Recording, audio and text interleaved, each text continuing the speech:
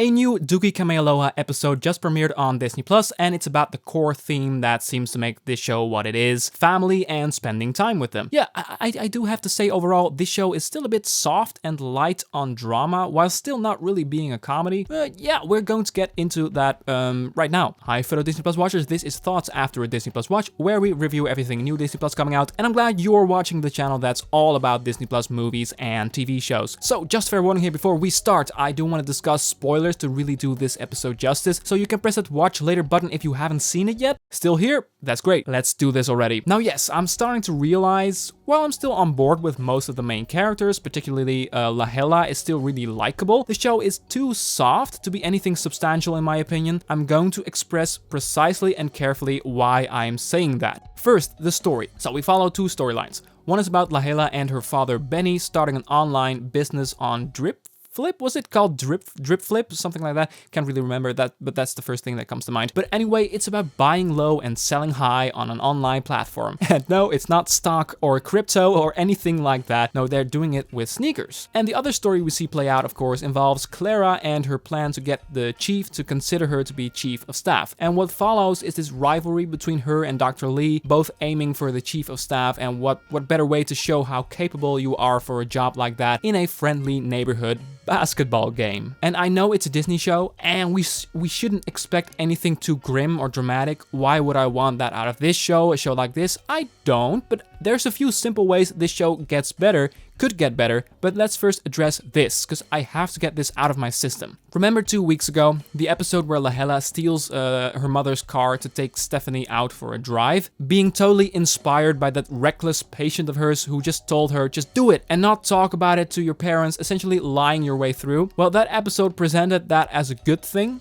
I don't fault the episode for that, I don't really care. But if you are thinking about what we teach the kids watching, I don't know, it's kind of totally the wrong sentiment that episode ended on, because Lahela gets away with it and just benefits from this whole situation. And in this week's episode, something similar happens with the story of Clara. We see her like a total reckless beast on the basketball field and actually intimidates everyone around her, which is first played for laughs, but after a while it gets serious. I mean, we see one guy seriously injured lying on the ground, with 3 people checking on him if he's okay. And for a moment it's pretty grim. Everyone is defeated in a horrible way. I mean, Dr. Lee is seriously disappointed in her and freaked out, and justifiably so, but Clara actually gets what she wants for being such a complete ass, seriously hurting multiple people. And remember, she's a doctor, she's a nurse, but Dr. Choi, that's his name, right? Well, Randall Park, he's impressed with her and gives her a chance. So he's all good. Because of violent basketball, it brings the message across that trying to impress people around you with skills that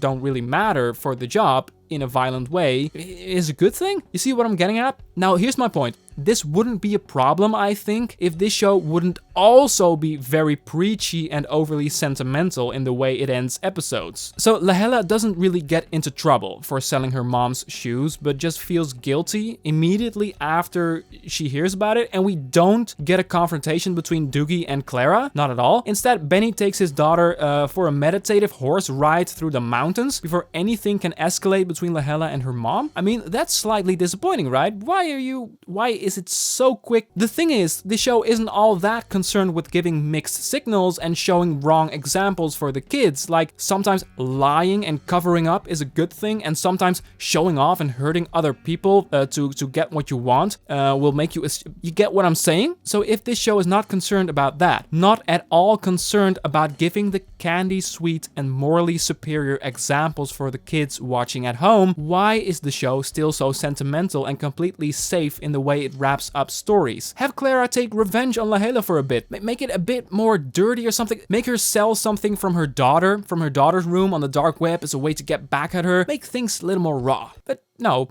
I just love spending time with you. I love spending time with you too, Dad. Why double down so much on creating really sentimental Disney endings when still giving mixed signals and be morally gray about morally questionable things? I don't really get it. Still, I like a lot of individual things about this episode. It's not bad. Like, that we learn so much about Benny's backstory, that's cool. It's interesting that he started out as a serious businessman and learned that life was about more than that since. So I enjoyed the contrast between his old self and him now in these flashbacks. And Randall Park is by far the funniest part of the show for me. His charisma is so good. Oh, sorry, I have to take this. It's Jason Momoa. Hey, what's up, J Money? I love how he's so overly proud about the big shot people he knows. And yeah, overall, this episode, despite my criticisms, I still get some stuff out of it. Lahela is an interesting enough character to get behind, and her journey of losing her head, once again in something, in this case, selling shoes, losing herself, it's relatable. I mean, I imagine this is exactly what online trading does to you, but it's one of the weaker ones maybe from all of the 5 episodes, because it just ends too sugar-coated, sentimental, and just as I explained, this show gives mixed signals. I'm not all that carried away with this show, not at all, and it certainly has a lot of room to improve, because the foundation is pretty good. And that's actually all I gotta say about this week's episode. I'm thinking about wrapping this up. Thank you so much for watching. I'm curious, what did you think of this 5th episode? Be sure to let me know in the comment section. Don't forget, if you enjoy the idea of discussing Disney Plus content with us, that red button looks familiar, right? And if you're interested in thoughts on previous episodes, it's all in the description, or you can browse the channel page. Did you like this video? Then be sure to consider giving that a click. Thanks. My thoughts on the Turner and Hooch season finale is now on the channel, and I'll be back with What If, of course, Marvel's What If. For now, have a wonderful day, and see ya.